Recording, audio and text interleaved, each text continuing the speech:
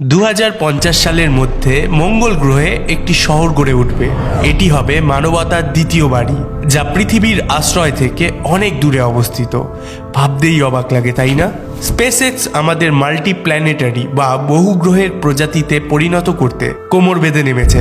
কিন্তু শুনুন, মঙ্গলে যাওয়াটা আসল চ্যালেঞ্জ নয়। আসল চ্যালেঞ্জ হলো সেখানে গিয়ে বেঁচে থাকা। কারণ মঙ্গলের এই শহর চাঁদের মতো কোনো সাধারণ আস্তানা হবে না। এর লক্ষ্য একটাই, পৃথিবীর ওপর নির্ভর না করে 100% স্বয়ংসম্পূর্ণ হওয়া। চাঁদের ব্যাপারটা আগে ভাবুন। চাঁদ আমাদের এত কাছে যে চাইলে মাত্র একদিনের মধ্যে সেখানে যাওয়া আসা করা সম্ভব।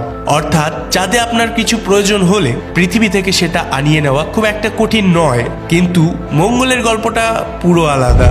বর্তমান প্রযুক্তিতে মঙ্গলে যেতে সময় লাগে প্রায় 8 মাস। হ্যাঁ, ভবিষ্যতে হয়তো পারমাণবিক প্রযুক্তির রকেট ব্যবহার করে এই সময়টা 45 দিনে নামিয়ে আনা সম্ভব হবে, কিন্তু সেটাও কম সময় নয়।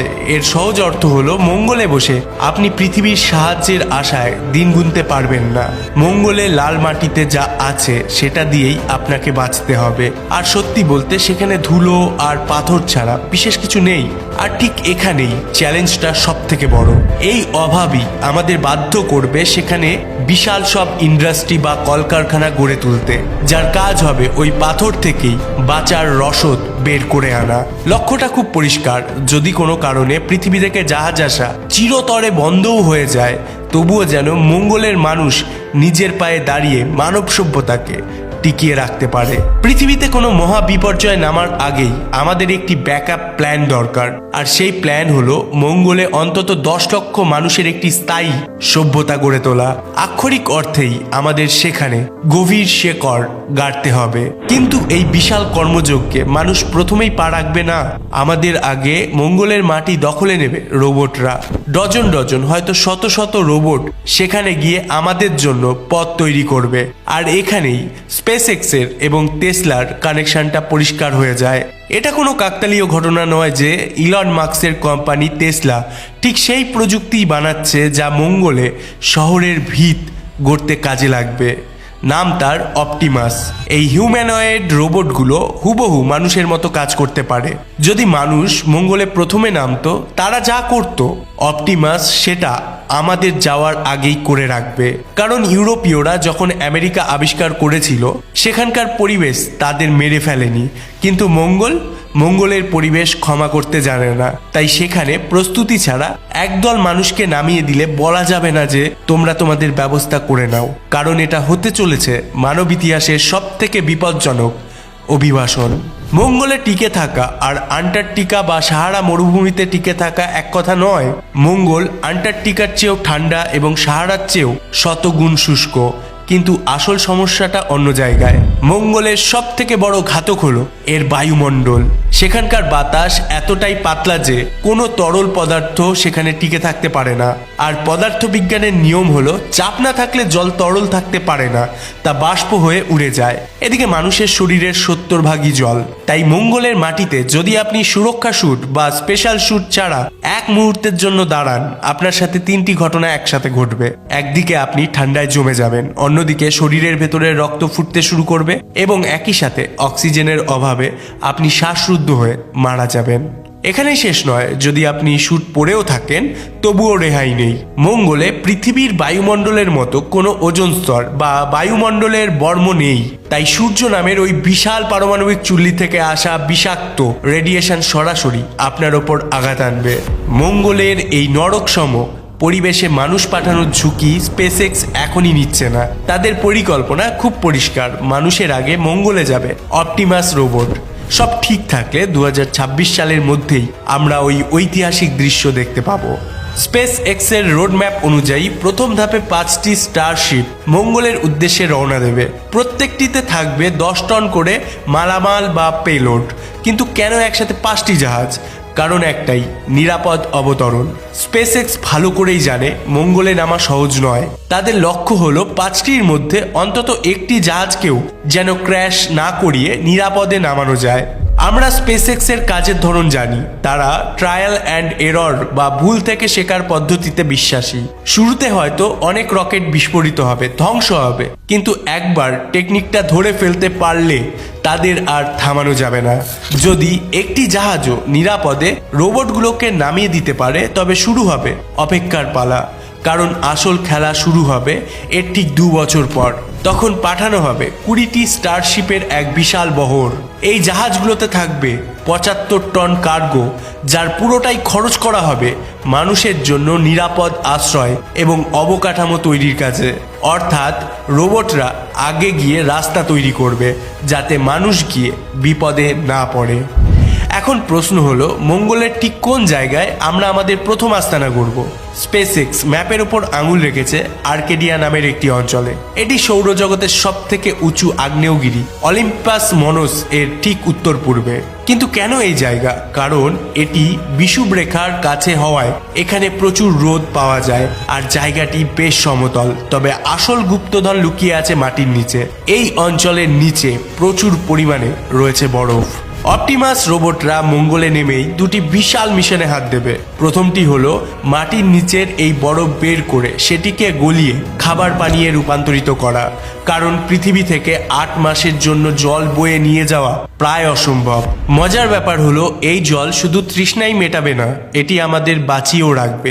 জলকে ভেঙে আমরা পাবো অক্সিজেন, যা শ্বাস নিতে কাজে লাগবে, আর পাবো হাইড্রোজেন, যা রকেটের জ্বালানি তৈরিতে মূল উপাদান।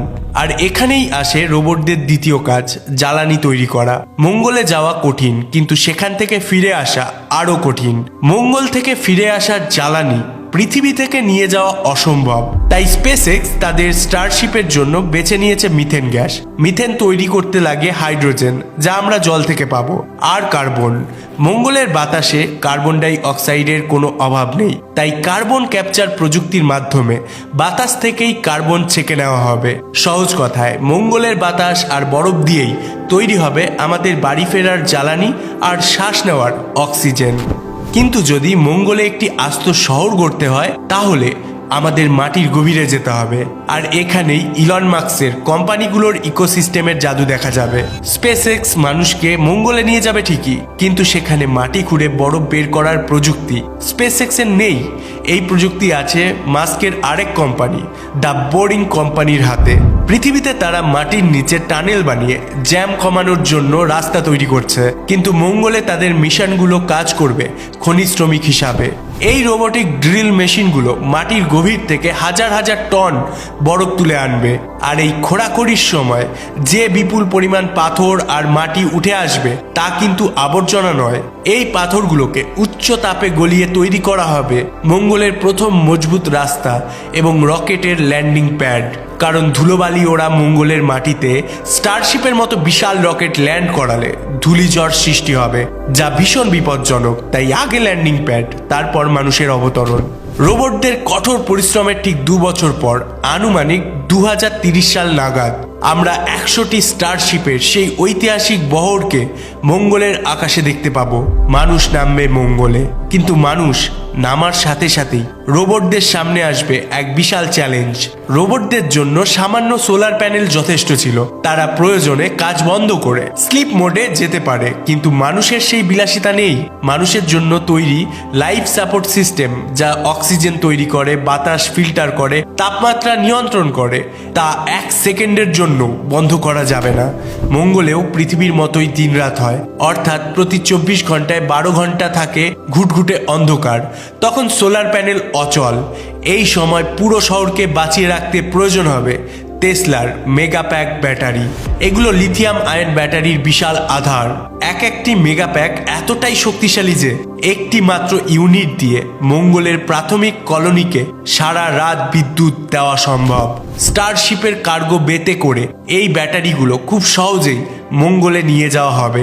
অর্থাৎ দিনে সূর্য এবং রাতে টেসলার ব্যাটারি। এভাবেই চলবে মঙ্গলের জীবন। এবার আসা যাক বাসস্থানের কথায়। শুরুতে মানুষ হয়তো স্টারশিপের ভেতরেই থাকবে, কারণ এটি রেডিয়েশন থেকে সুরক্ষা দেয় এবং এর ভেতরে বাতাস আছে। কিন্তু ভাবুন তো, আপনি কি সারা জীবন একটা বিমানের ভেতরে বা জাহাজের কেবিনে কাটিয়ে দিতে পারবেন? স্টারশিপ হয়তো 165 ফুট লম্বা একটি সরু টাওয়ার। এর ভেতরে জীবন মানেই সারাদিন লিফট বা মই দিয়ে ওঠানামা করা। মানুষের মানসিক স্বাস্থ্যের জন্য দরকার হলো জায়গা বা হরাইজন্টাল স্পেস। তাই স্টারশিপ থেকে বেরিয়ে আমাদের মাটিতে বাড়ি বানাতেই হবে। আমাদের কল্পনায় বা সায়েন্স ফিকশন মুভিতে আমরা দেখি মঙ্গলে বিশাল কাচের গুম্বজ বা গ্লাস ডোম, দেখতে অপূর্ব, কিন্তু বাস্তবে এটি মঙ্গলের প্রথম কলোনির জন্য সব থেকে খারাপ আইডিয়া। কেন? প্রথম, এর ওজন। সিঙ্গাপুর এয়ারপোর্টের বিখ্যাত জুয়েল গুম্বজটির কথাই ধরুন, শুধু এর কাজ আর কাঠামোর ওজন 3500 টন। এটি মঙ্গলে নিতে হলে অন্তত 350টি স্টারশিপ লাগবে। দ্বিতীয়, এর চাপ। মঙ্গলের বাইরের চাপ প্রায় শূন্য, আর গুম্বজের ভেতরে থাকবে পৃথিবীর মতো বাতাসের চাপ। ফলে গুম্বজটি সবসময় ভেতর থেকে বাইরের দিকে বিস্ফোরিত হতে চাইবে। এত বড় কাচের কাঠামোকে বিস্ফোরণ থেকে টিকিয়ে রাখা ইঞ্জিনিয়ারিং এর এক দুঃস্বপ্ন। তাহলে সমাধান কি? নাসার ল্যাঞ্জলি রিসার্চ সেন্টার একটি চমৎকার সমাধান দিয়েছে, মার্শিয়ান আইস ডোম। আমরা কাচের বদলে ব্যবহার করব মঙ্গলের বরফ। ডিজাইনটা খুব স্মার্ট। প্রথমে একটি ফোলানো যায় এমন রাবারের টিউব বা ইনফ্লেক্টিবল মডিউল মঙ্গলে পাঠানো হবে। এটি অনেকটা বেলুনের মতো ফুলে গিয়ে ঘরের আকার নেবে। এরপর রোবটরা এর উপরের খোলের মধ্যে জল ভরে দেবে। মঙ্গলের প্রচুর ঠান্ডায় সেই জল জমে গিয়ে তৈরি করবে একটি পুরো বরফের ছাদ। এবার আপনাদের মনে প্রশ্ন হতে পারে, বরফই কেন সেরা? এর মুখ্য দুটি কারণ। প্রথমটি হলো রেডিয়েশন শিল্ড। মহাকাশের ক্ষতিকর কসমিক রে বা রেডিয়েশন আটকাতে জল বা বরফ, যাতে প্রচুর হাইড্রোজেন আছে, তা সীসা বা লিডের চেয়েও ভালো কাজ করে। দ্বিতীয়ত, প্রাকৃতিক আলো। বরফ স্বচ্ছ, তাই এর ভেতর দিয়ে সূর্যের আলো ঘরে ঢুকবে, কিন্তু ক্ষতিকর রেডিয়েশন আটকে যাবে। ফলে মানুষ এই ঘরে জীবনযাপন করতে পারবে এবং ডিপ্রেশনে ভুগবে না। তারা দিন রাতের পরিবর্তন দেখতে পাবে। বসবাসের জন্য বরফের ঘর দারুণ, কিন্তু ল্যাবরেটরি, গ্যারেজ বা ভারী কারখানার জন্য আমাদের দরকার কংক্রিটের মতো শক্ত দেওয়াল। পৃথিবীতে আমরা সিমেন্ট বা বালি দিয়ে কংক্রিট বানাই। মঙ্গলে বালি আছে প্রচুর, কিন্তু সিমেন্ট বা আঠা নেই। পৃথিবী থেকে হাজার হাজার টন সিমেন্ট বয়ে নেওয়াও সম্ভব নয়। তাহলে পাথর জোড়া লাগানোর আঠা কোথায় পাবো? উত্তরটা আপনার শরীরের ভেতরেই আছে। বিজ্ঞানীরা একে বলেন অ্যাস্ট্রোক্রিট বা বায়োক্রিট। শুনতে গা গুলিয়ে আসলেও চরম পরিস্থিতিতে এটাই বাস্তবতা। মানুষের রক্তে থাকা প্রোটিন এবং ঘাম এবং প্রস্রাব থেকে পাওয়া ইউরিয়া, এই দুইয়ের মিশ্রণ মঙ্গলের ধুলোর সাথে মেশালে এমন এক পদার্থ তৈরি হয় যা সাধারণ কংক্রিটের চেয়েও বেশি শক্ত। যা ম্যানচেস্টার ইউনিভার্সিটির গবেষণায় এটি প্রমাণিত হয়েছে। অর্থাৎ মঙ্গলের ভবিষ্যতের শহরগুলো আক্ষরিক অর্থেই আমাদের রক্ত আর ঘাম দিয়ে তৈরি হবে। টিকে থাকার জন্য মানুষ যে কতটা মরিয়া হতে পারে, এই প্রযুক্তি সম্ভবত তার সব থেকে বড় প্রমাণ। আমরা হয়তো রক্ত দিয়ে বাড়ি বানানোর ব্যাপারটা এড়াতে চাইব, কারণ সেটা স্বাস্থ্যের জন্য ঝুঁকিপূর্ণ। কিন্তু মঙ্গলে আমাদের হাতে আরেকটি অফুরন্ত সম্পদ আছে, মানুষের বজ্র বা প্রস্রাব। মঙ্গলে জলের প্রতিটা ফোঁটা ফিল্টার করে পুনরায় পান করা হবে। এই ফিল্টার প্রক্রিয়ার পর যে অবশিষ্ট পদার্থটি থেকে যায় তা হলো ইউরিয়া। বিজ্ঞানীরা দেখেছেন এই সাধারণ ইউরিয়া মঙ্গলের মাটির সাথে মিশিয়ে এক বিশেষ ধরনের বায়োপলিমার তৈরি করা সম্ভব। সহজ কথায়, এটি এমন এক ধরনের সিমেন্ট তৈরি করে যা পৃথিবীর সাধারণ কংক্রিটের চেয়েও অনেক বেশি ভার সইতে পারে। ঘরবাড়ি বা ল্যান্ডিং প্যাড বানানোর জন্য এটি আদর্শ। শুনতে হয়তো পাগলামি বা একটু নোংরা মনে হতে পারে, কিন্তু ইতিহাস ঘাটলে দেখবেন এটা নতুন কিছু নয়। মধ্যযুগে যখন বড় বড় দুর্গ বা ক্যাসেল বানানো হতো, তখন রাজমিস্ত্রিরা তাদের মশলা বা সিমেন্টের বাঁধন শক্ত করার জন্য পশুর রক্ত মেশাতেন। অর্থাৎ জীবদেহের তরল দিয়ে স্থাপনা তৈরির এই টেকনিক হাজার বছরের পুরনো এবং পরীক্ষিত। জল, অক্সিজেন আর ঘর তো হলো, কিন্তু খাবেন কি? পৃথিবীর প্যাকেটজাত খাবার দিয়ে কিছুদিন তো চলা যাবে, কিন্তু 10 লক্ষ মানুষকে তো আর অনন্তকাল পৃথিবী থেকে খাইয়ে বাঁচিয়ে রাখা সম্ভব নয়। তাই আমাদের মঙ্গলেই ফসল ফলাতে হবে। আর বিশ্বাস করুন, এই কাজটি হতে চলেছে সব থেকে জটিল। পৃথিবীতেই চাষাবাদ করা কঠিন, আর মঙ্গলে তো মাটিই আপনার শত্রু। মঙ্গলের লাল মাটিতে মিশে আছে পারক্লোরেট নামের এক ধরনের বিষাক্ত লবণ। আমরা সুইমিং পুলে ব্যাকটেরিয়া মারার জন্য যে ক্লোরিন ব্যবহার করি, এটি অনেকটা সেই রকম। অর্থাৎ এই মাটিতে আপনি যাই বুনবেন, মাটি সেটাকে মেরে ফেলবে। তাহলে উপায়? পৃথিবী থেকে মাটি বয়ে নিয়ে যাওয়া গাণিতিকভাবে এখনো অবধি অসম্ভব। 10 লক্ষ মানুষের খাবারের জন্য যে পরিমাণ মাটি লাগবে তা 1000টা স্টারশিপ দিয়েও নেওয়া যাবে না। তাই আমাদের কঠিন পথটাই বেছে নিতে হবে, মঙ্গলের মাটি শোধন করা। পারক্লোরেট ধুয়ে বের করে সেই মৃত মাটিতে প্রাণ ফেরাতে হবে। আমাদের এমন একটি ইন্ডাস্ট্রি গড়তে হবে যা মাটি থেকে বিষাক্ত পারক্লোরেট আলাদা করবে। কিন্তু বিষ দূর করলেই হবে না, গাছের বাড়ার জন্য নাইট্রোজেন এবং ফসফরাসের মতো পুষ্টি দরকার। ভাগ্যবশত আমাদের কাছে এর একটা অফুরন্ত উৎস আছে। ঠিক যেমন আমরা প্রস্রাব দিয়ে কংক্রিট বানাচ্ছি, তেমনই মানুষের মল ব্যবহার করা হবে উৎকৃষ্ট সার হিসাবে। আর এই সার ব্যবহার করেই মঙ্গলের রুক্ষ মাটিতে পুষ্টি যোগাতে হবে। কাজটা শুনতে বা দেখতে মোটেও সুন্দর হবে না, কিন্তু বাঁচার জন্য এর কোনো বিকল্প নেই। আর ঠিক এইভাবেই যখন আমরা মঙ্গলে বিদ্যুৎ, জল, অক্সিজেন, বাসস্থান এবং খাবার, এই 5টি মৌলিক চাহিদা নিজেরাই মেটাতে পারবো, পৃথিবী থেকে সাহায্য আসা বন্ধ হলেও আমরা টিকে থাকবো। তখনই আমরা বুক ফুলিয়ে বলতে পারবো, মানুষ এখন সত্যিকারের অর্থেই এক বহু গ্রহের প্রজাতি বা মাল্টি প্ল্যানেটারি স্পিসিস। কিন্তু মঙ্গলের পর কি? আমাদের যাত্রা কি এখানেই শেষ?